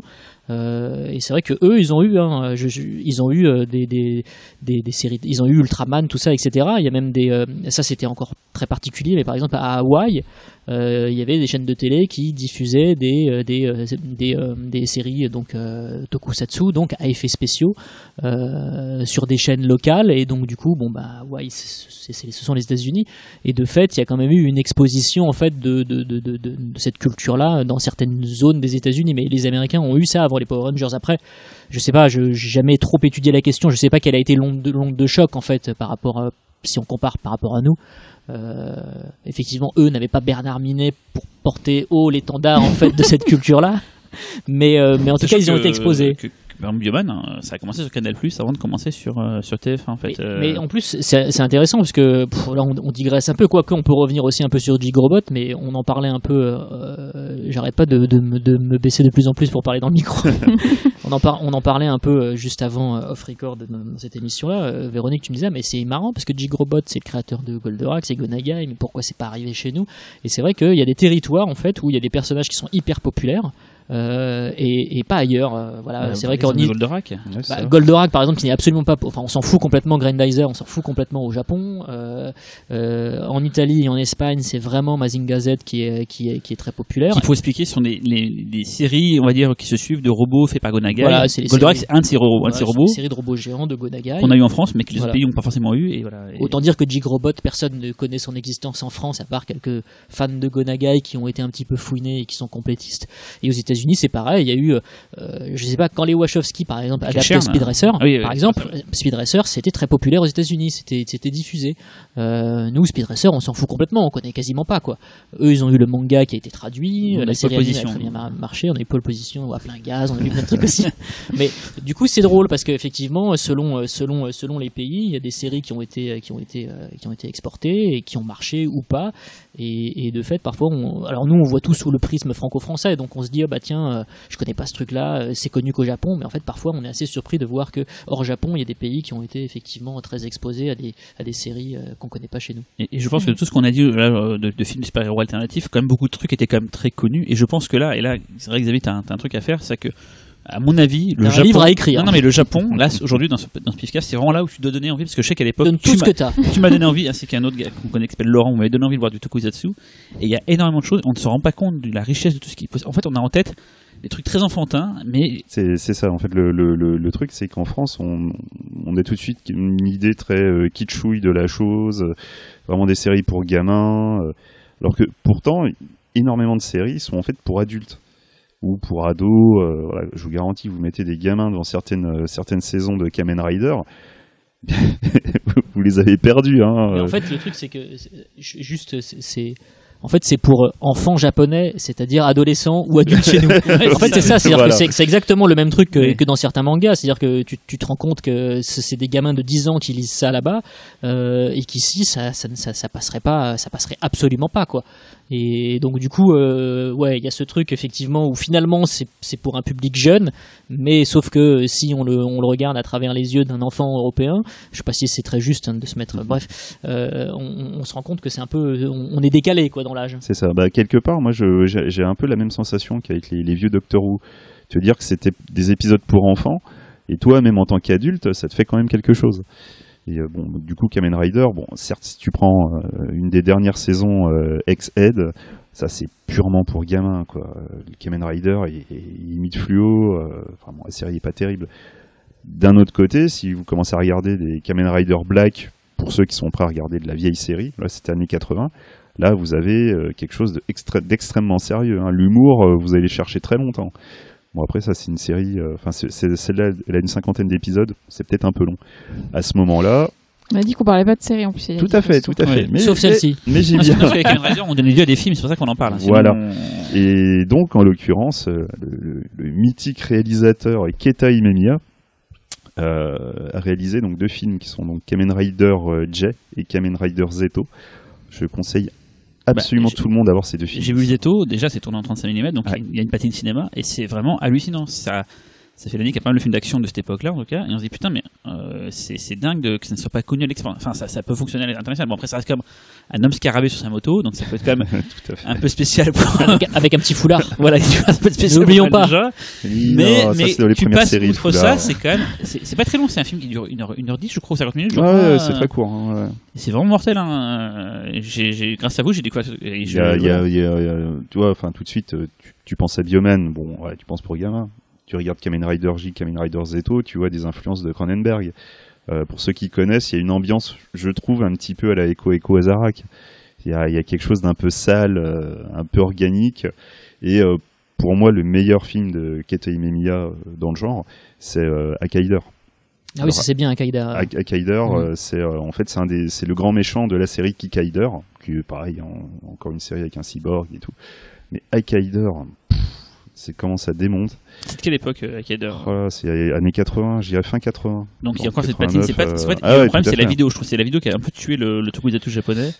Ils sont vachement perdus, ils sont vachement plus reposés sur les effets spéciaux numériques et tout, et avant c'était tout en live, en pratique, avec des maquettes très réussies, avec des pyrotechniques très réussies, et à partir du moment où le numérique est arrivé, je trouve que ça a vachement perdu en qualité, donc tu conseillerais, et c'est ce que je voulais que tu dises, mais plutôt les séries des années 80, début 90, mais pas aller au-delà, parce qu'il y a un problème après de qualité. Alors après, il y a un problème de qualité, mais dernièrement, Kamen Rider Amazons, donc produit par Amazon, qui est un remake de Kamen Rider Amazon de 74. Qui n'était pas produit par Amazon à l'époque. Non. Cette série-là, d'ailleurs, la 2e saison, elle commence ce mois-ci, là, si je me souviens bien. Et celle-là, il faut absolument la regarder. C'est un truc de fou, quoi. Il y a une folie un petit peu comme dans les meilleurs épisodes d'Evangelion, couplé à du Kamen Rider vraiment purement adulte.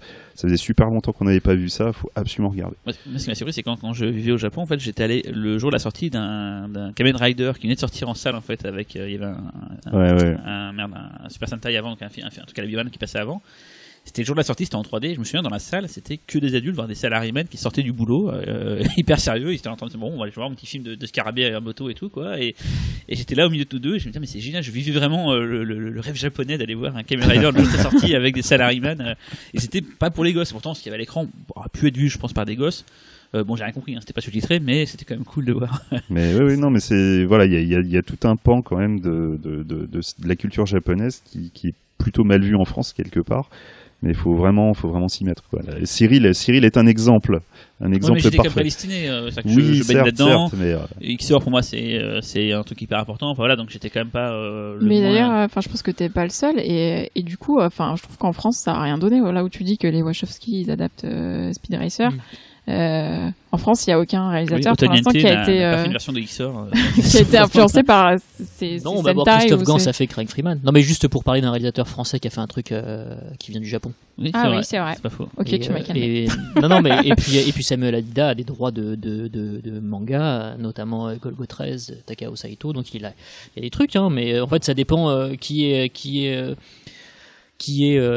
comment dire, à l'origine, quoi. C'est-à-dire que Gans était un leader d'opinion assez avant-gardiste en ce qui concerne la culture telle qu'on l'appelle aujourd'hui geek, et du coup il a été comment dirais-je, un moment aux commandes, si je puis dire, et de fait il a pu choisir des projets, et lui il s'est tourné de manière naturelle. Je pense que c'est quelqu'un qui a toujours été tourné vers l'Asie. Du côté du manga, ouais. Et ça arrive du côté du fan film. Il y a eu des Français qui ont adapté par exemple la série animée Dragon Ball Z en live. Ça arrive. Bon, après, c'est pas des productions, comment dirais-je, financées, qui sortiront en salle, tout ça et tout, mais ça arrive un petit peu. Et peut-être que c'était, enfin, il l'a fait très très tôt, Crying Freeman, Gantz, mais c'est peut-être bientôt qu'on risque peut-être de voir arriver ça.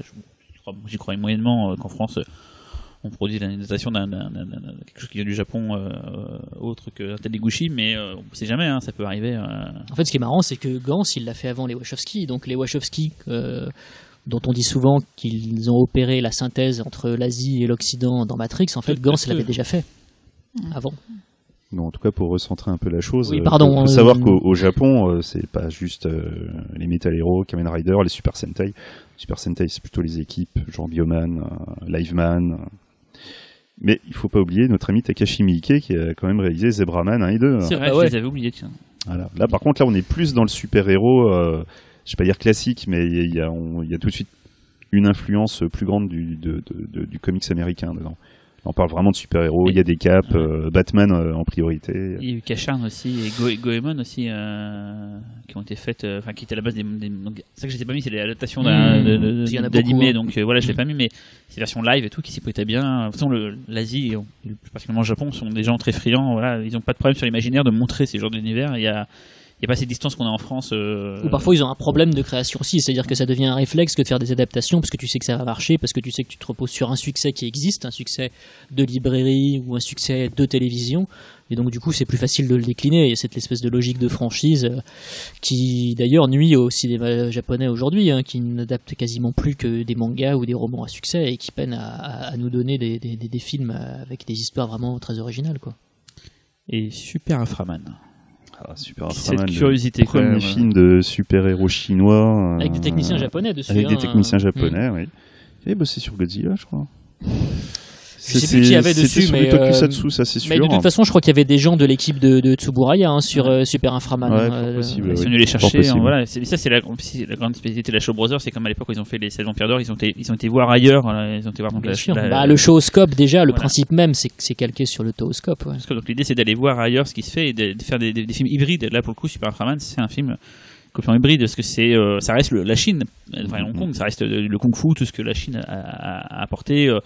Dans tout ce que ça raconte et tout, mais avec c'est arrivé des effets spéciaux optiques qui avait pas trop à l'époque, si je me trompe. C'est beaucoup plus tard qu'on a eu des films comme Buddha Palm, des choses comme ça où il y avait beaucoup de trucage numérique, enfin optique plutôt, pas numérique. Et du coup, Super Inframan, c'est vraiment c'est une vraie curiosité, quoi. Inspiré justement des séries Sentai. Ça suit, d'un point de vue chronologique, ça suit vraiment. Ils ont vu Ultraman, ils se disent ça cartonne, on veut ça aussi. Pourquoi ça marcherait pas? Oui, parce qu'en fait, tout à l'heure, tu parlais du fait que nous, on n'est pas vraiment connus. Ultraman, Ultra Seven, Ultra Q, Kamen Rider, tout ça, etc. en France et en Europe. Mais c'est vrai qu'en Asie, il y a eu des territoires qui ont été très demandeurs, très exposés aux productions Eiji Tsuburaya et aux autres tokusatsu. Et je crois que Hong Kong, effectivement, a pu bénéficier de certaines de ces séries-là, comme la Thaïlande aussi, où un personnage comme Ultraman était effectivement très très populaire. Et donc du coup, je pense que la Shaw Brothers, dans cette logique de duplication à la fois et en même temps de surfer sur un succès qui peut parler au public local, s'est décidé à faire un Super Inframan. Ouais. Et on est d'accord que c'est un personnage entièrement créé. Même s'il en repompe 10 000. C'est clair que c'est le roi de la contrefaçon parce que ça ressemble à tellement de trucs, mais pour le coup, il est original, quoi. Non, et par contre, moi, ce que je trouve assez intéressant, c'est que finalement, les Chinois n'ont pas vraiment besoin de super-héros. Si tu prends les personnages classiques du wuxia, qui ont de toute façon des pouvoirs du fait de leur entraînement, ils ont des pouvoirs déjà qui sont très proches de ceux des super-héros. Ils peuvent faire des bonds de plusieurs mètres, voire voler pour certains sur des nuages. Ils peuvent perdre un membre et continuer à se battre avec. Certes, c'est adapté d'une bande dessinée, mais c'est juste pour l'exemple. Storm Rider, typiquement, des personnages comme dans Storm Rider, il y en a des tonnes et des tonnes en Chine, quoi. Donc, c'est peut-être pour ça aussi qu'ils ont finalement pas fait beaucoup de films de super-héros purement comic book. Et Black Mask, pour le coup, c'est vraiment une inspiration, cette fois-ci, américaine, avec une inclinaison, c'est un fondement très asiatique, mais c'est vrai que Black Mask, ça ressemble au Front Vert. D'ailleurs, je n'ai pas parlé du Front Vert, parce que il y a eu la version de Gondry, mais voilà, c'est une série télé, mais ouais, c'est vraiment, pour le coup, c'est vraiment une sorte de crossover entre deux mondes, en fait. Le super-héros américain tel qu'on le connaît, masqué et autres et tout, et le kung-fu, un esprit zen, enfin un état d'esprit zen et tout qu'on peut retrouver en Asie. Alors qu'est-ce que Esprit Z ou Zen? Z, je veux dire, Ah, Z, pas zen. Non, Parce que Z c'est pour le ouais. 2. Parce que Black Mask, moi je trouve Black Mask c'est vraiment. Alors le premier film Black Mask est pas dément, mais je trouve que c'est vraiment la Non, bonne il est pas dément. la bonne symbiose, je trouve entre C'est le réalisateur de What Price Survival, si je me souviens bien, Danny Lee, Daniel, ouais. avec Jet Li. Produit par Choyark à l'époque, et qui produit n'est par pas Choyark. encore réalisé, donc il avait produit. Enfin, il y a pour ceux qui connaissent, je trouve qu'il y a une patine Savior of the Soul dedans. Enfin, il y a à cette époque-là, dès que tu avais une nana qui faisait du kung-fu, tout de suite, elle avait des vêtements très très amples pour augmenter les mouvements. Enfin, il y avait une patine particulière, quoi. Après, je crois qu'il y avait des premiers effets spéciaux en 3D dedans. Ah ouais, moi bien sûr. J'ai souvenir d'une arme Des qu'on morsures, voyait des des trucs là. morsures, je me souviens des Bien trucs, sûr, ouais. Et le 2, Ah, le 2, non, mais non. C'est carnaval, pas possible, quoi. le 2 est un C'est carnavalesque, quoi. Le 2, il est tellement over the top, il est tellement n'importe quoi. On a eu plein d'anecdotes justement par Courtiot et Ah Carbon, oui, Julien Carbon et Laurent Courtiot, ouais, qui qui ont scénarisé. qui ont roulé leur boss à Hong Kong sur cette période-là et qui ont justement scénarisé ce film-là et qui nous racontaient que Choyark du jour au lendemain. Scénarisé, c'était un grand mot. Oui, voilà, Après, ils ont Jean-Marie, essayé voilà, d'écrire un scénario. Il disait voilà, j'ai pris l'avion, j'ai vu des nuages, on va mettre des éléphants géants dans le film. Voilà. Du jour au lendemain, il rajoutait des choses complètement Je vous jure qu'il y a tout ce qu'ils viennent de dire. Ouais, c'est vrai. Et il rajoutait des choses au fur et à mesure parce qu'il avait des idées folles et tout. Et voilà. Et je pensais à ça quand j'ai écrit. Je me suis dit, tiens, Choyark, est-ce que Zoo peut être considéré comme un film de super-héros? Est-ce que Green Snake, est-ce que Histoire de fantôme chinois, c'est des films. Il n'y a pas la notion de super-héroïque dans Après, le sens. faut pas mélanger super pouvoir et super héros. Oui, alors c'est pour ça que Exactement. c'est pour ça que je voulais mettre. Voilà, est-ce que dans Zoo, est-ce que c'est. Sinon, ouais, Jésus, ça compte. Non, mais est-ce que vous voyez ce que je veux dire un petit peu? Non, mais moi, je vois ce que tu veux dire. Ouais, mais bon, Pour moi, c'est pas un film de super-héros parce que ils agissent. Bon, certes, t'as des justiciers et tout, mais là, on reste vraiment dans la pure tradition. On est dans le légendaire, quoi. Voilà, quoi. À ce moment-là, tu regardes, je sais pas moi, n'importe quel péplum un peu fantastique, et il y a des personnages effectivement qui sont doués de super pouvoirs. Pour autant, C'est on pas des super-héros. peut pas les appeler super héros. Je ne le ferai pas, je ne ferai photo. Même si ce sont quelque part les précurseurs. Mais... Et dans nos contributeurs, il y avait un certain Kevo qui comptait sur nous pour un bon panorama. Il y avait un certain Kevo qui comptait sur nous pour un bon Qu'est-ce qu'il veut, panorama des films de super-héros. Philippe. Alors j'avais mis au départ Captain Barbell dans la liste, mais en fait c'est une adaptation d'une BD, donc je l'ai enlevé, voilà quoi. D'accord. C'est-à-dire que je n'ai jamais vu un seul épisode de Captain Barbell, mais j'ai vu des extraits grâce à Alan Harland dans les Nuits Excentriques où on avait souvent, c'est très proche de Supersonic Man dans l'esprit, c'est-à-dire très très cheap quoi. Et on peut aussi citer d'ailleurs, tiens je l'ai pas cité, l'Homme Puma. Ah oui. Ah, l'homme puma. De Sergio Martino, Alberto De Martino, voilà. attention. Voilà, Alberto De Martino, c'est pas Sergio Martino, Ouais. qui effectivement était un super. J'ai oublié l'Homme Puma. Puma. Tu es l'Homme Puma. J'ai oublié quand même un des super-héros italiens. Un des plus grands super-héros, s'il te plaît. Qui a les pouvoirs d'un félin. D'ailleurs, dans le film, on leur dit un félin qui volait, quoi. Oui. C'est quoi les pouvoirs d'un félin? Il peut perd faire des des poils. il fait ses griffes avec ses doigts, il fait des griffes comme ça et tout, il fait des bonds, il peut voler, mais alors voler c'est un peu approximatif et. Il crache des boules de poils. Non, je sais pas ce qu'il fait d'autre dans le film. Waouh, je l'ai découvert à la Nuit Excentrique aussi, mais. Ça ronge le cerveau, C'était bizarre, l'Homme ouais. Puma. Enfin, oui, c'est exactement ça. Ouais. Avec Donald Pleasence. Non, c'est vraiment un film qui. Ouais, C'est ouais.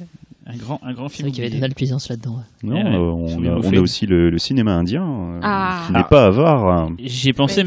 mais c'est tellement un truc qui est vaste et que j'ai pas forcément. Je voulais pas. Soit je voulais l'aborder, dans ce cas, il fallait être très très. Non, franchement, il y a quelques titres que tu peux aborder Ah, mais il y a Fish. cash. Alors, déjà, avant, Mr. India, très important.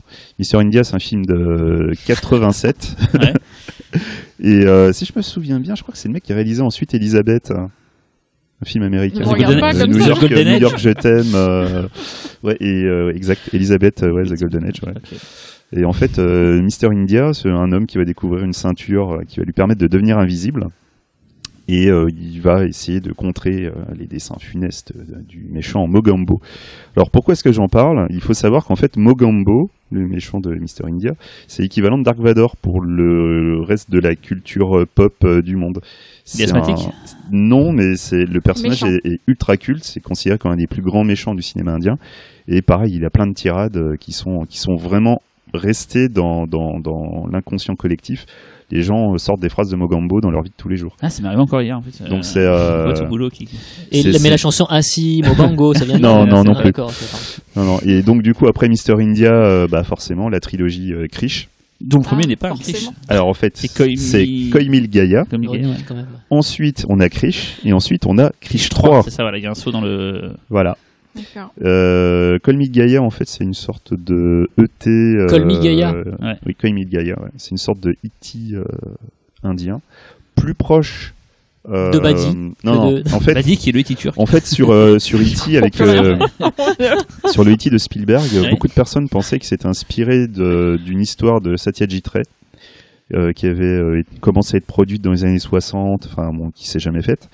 Et du coup, dans Call Me Gaia, on retrouve des éléments de cette histoire. Donc le personnage principal, qui est une personne mentalement retardée. Mais Satyajit Tu vas Ray n'a rencontrer- pas fait de film de Non. super-héros. Hein. Non, non, je te D'accord. rassure. Ok. Je te On n'a rien rassure. raté alors. Ok. Non, non.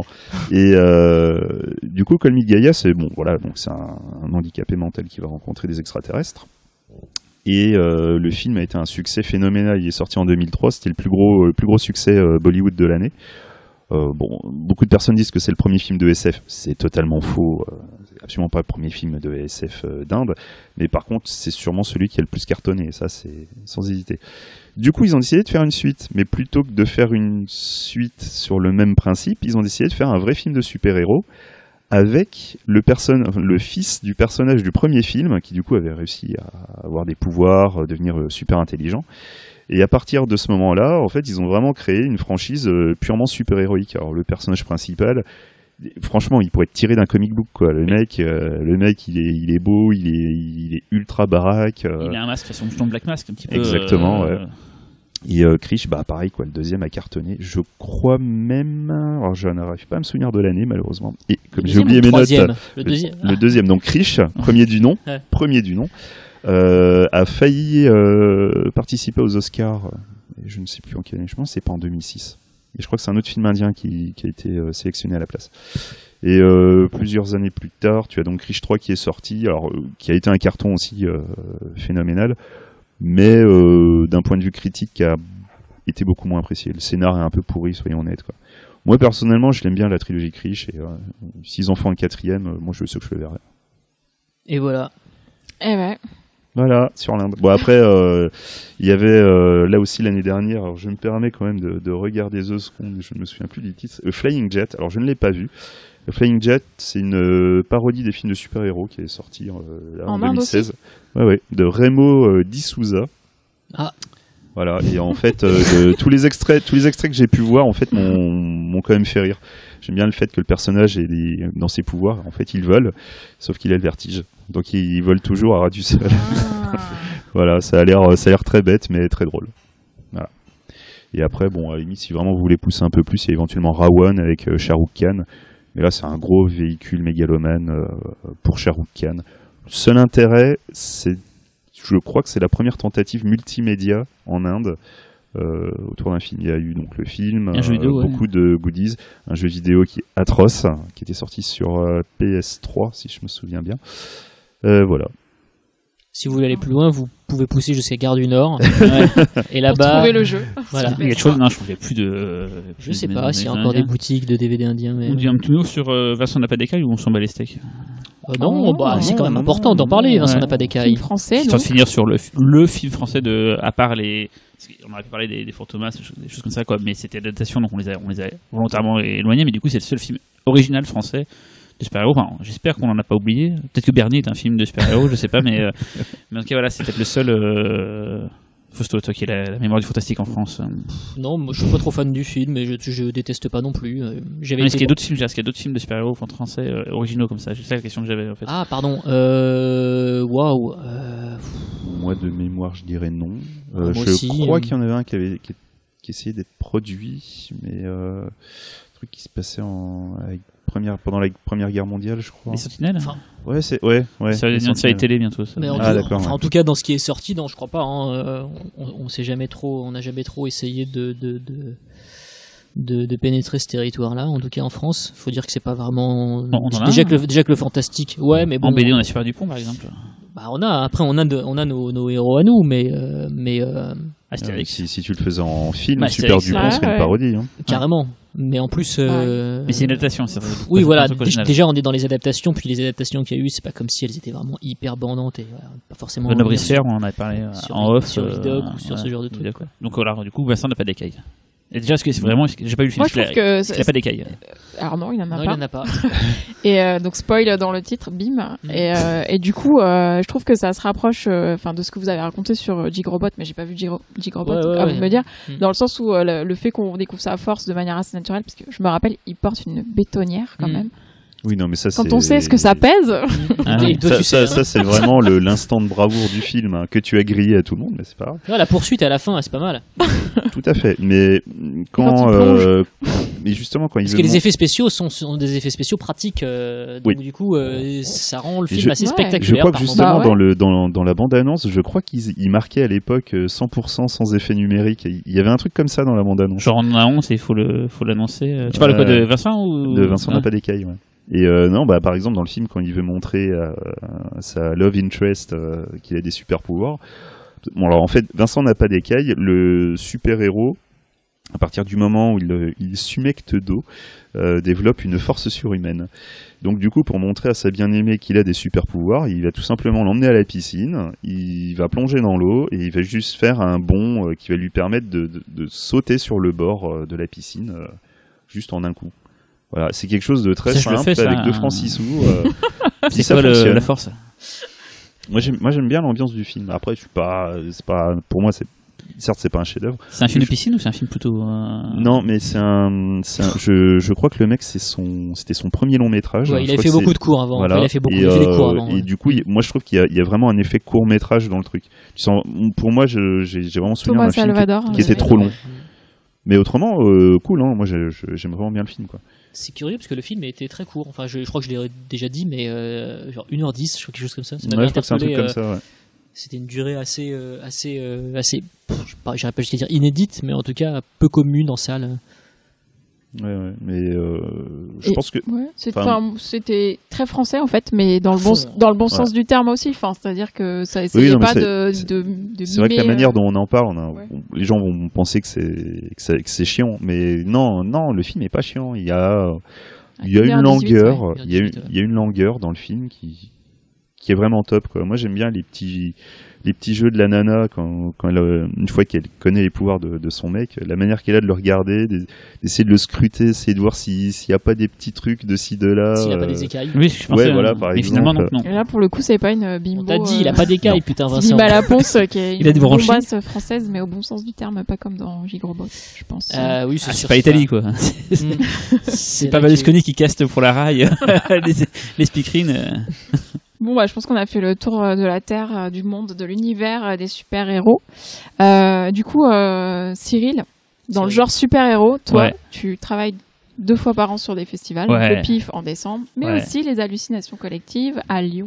Tout à fait. Et c'est la 10e édition cette année. Tu nous en dis un mot ? Eh bien oui, c'est les 10 ans.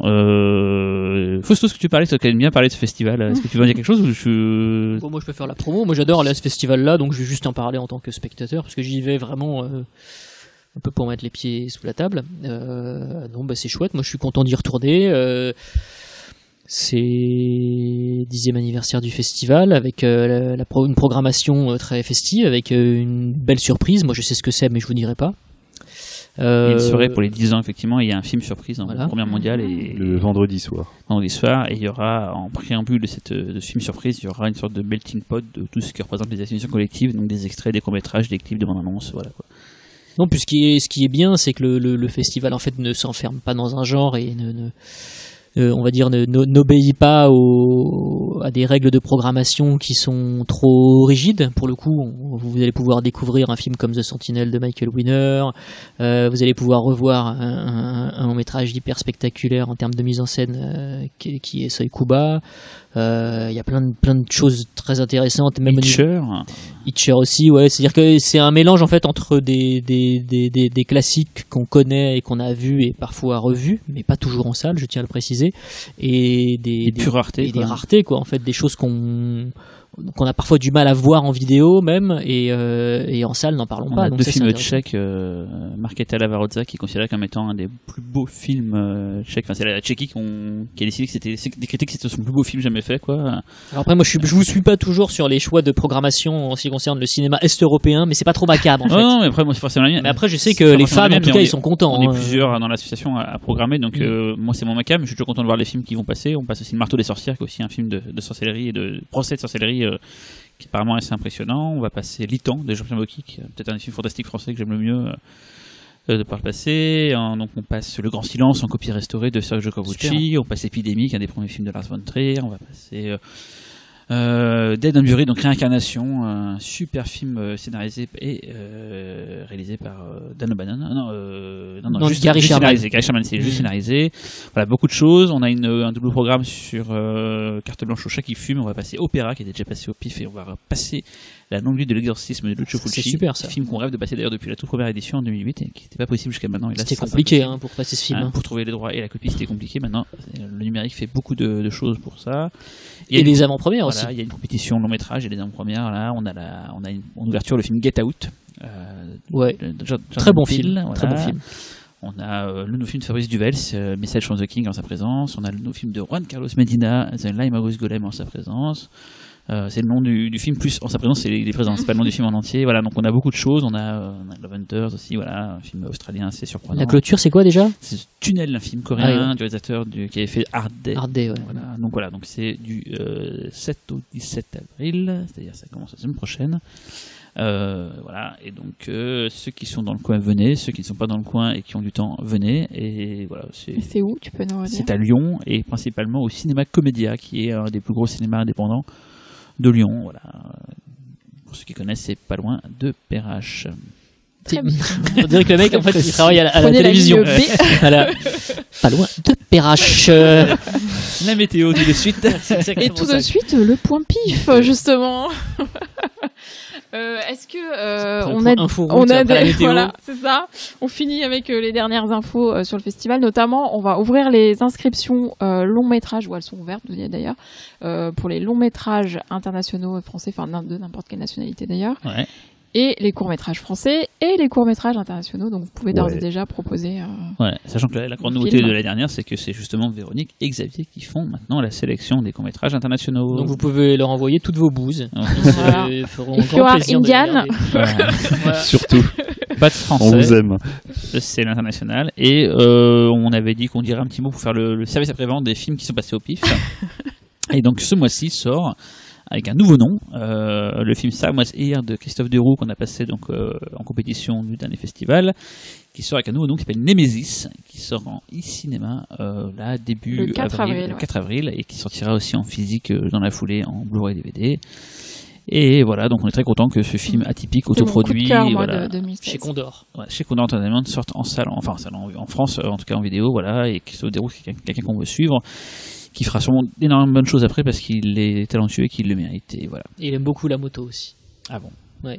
Bah écoute, je ne sais pas. Donc, oui, Christophe bel Deroux. avenir. Deroux, pas mal. Est-ce que Christophe Deroux a des écailles? Ça se prononce pas Deroux, il m'a dit ça se prononce Deroux. Deroux. Voilà. Moi j'aime bien. Aujourd'hui, j'ai massacré tous les noms de famille. Ah bah là, donc je vais jusqu'au bout. Un dernier Shyamalan pauvre Sergio Martino qui se voit affublé. Le pauvre, le mec, on lui dit qu'il a fait l'homme Puma alors qu'il a une filmographie. Je me suis rattrapé respectable. Quand même. C'est vrai. Shyamalan, lui, je pense qu'il s'en remettra pas. Laisse tomber. Bon bah merci, et puis courez en salle voir le 3 mai Jig Robot. Enfin, on l'appelle Jig Robot. Ou en italien, qu'est-ce que ça donne? Comment c'est en italien? Mio Chiamavano. Ah oui, Mio Chiamavano Jig Robot, c'est ça, ouais. Et puis à bientôt pour un autre Pifcast. À bientôt. Salut.